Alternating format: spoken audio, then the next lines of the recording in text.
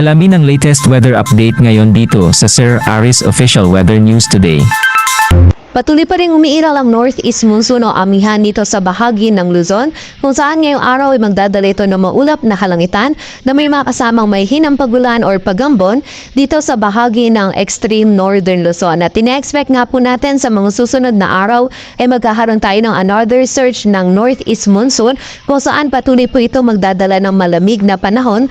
Ngunit ine-expect lang din po natin na itong northeast monsoon maging ang shear line ay magdadala din ng mataas na tsansa ng mga pagulan dito sa area ng Northern Luzon maging dito sa silangang bahagi ng ating bansa sa mga susunod na araw. Samantala, ang easterlies naman ay nakakaapekto pa rin sa nalalabing bahagi ng ating bansa kung saan ngayong araw ay magdadala pa rin ito ng makulimlim na panahon at mataas na tsansa ng mga pag-ulan dito sa malaking bahagi ng Mindanao maging sa ilang bahagi pa ng Eastern Visayas. So patuloy pong pag-iingat para sa ating mga kababayan sa posibilidad ng mga pagbaha at pagguho ng lupa. At sa kasalukuyan ay wala tayong minomonitor or namamataan pa na bagyo or low pressure area na maaari makaapekto dito sa ating bansa.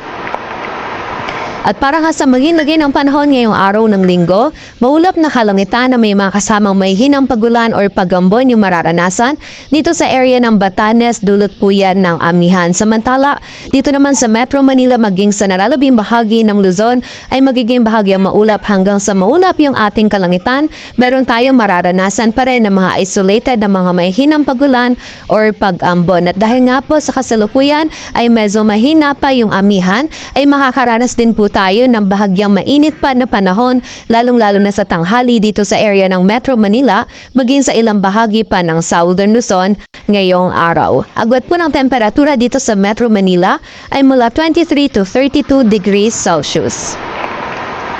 Samantala sa bahagi naman ng Visayas at Mindanao ngayong araw ay makakaranas pa rin ng mataas na tsansa ng mga pagulan, pagkilat at pagkulog itong bahagi ng Eastern Visayas, partikular na po yan sa Eastern Samar at Southern Leyte, maging ang area din ng Caraga, Zamboanga Peninsula at Barm, dulot po yan ng easterly. So muli po, pag-iingat pa rin para sa ating mga kababayan sa posibilidad ng mga pagbaha at pagguho ng lupa. Samantala, sa nalalabing bahagi naman ng Visayas at Mindanao ay meron pa rin tayo mararanasan ng mga isolated na mga pagulan, pagkilat at pagkulog na dulot pa rin ng easterlies.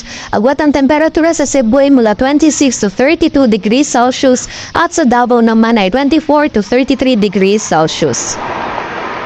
At para naman sa lagi ng dagat baybayin ng ating bansa, wala po tayong nakataas na gale warning, ngunit ibayang pag-iingat pa rin para sa mga kababayan natin na maglalayag sa mga dagat baybayin ng Northern at Central Luzon kung saan magiging katamtaman hanggang sa maalon po yung lagay ng ating karagatan.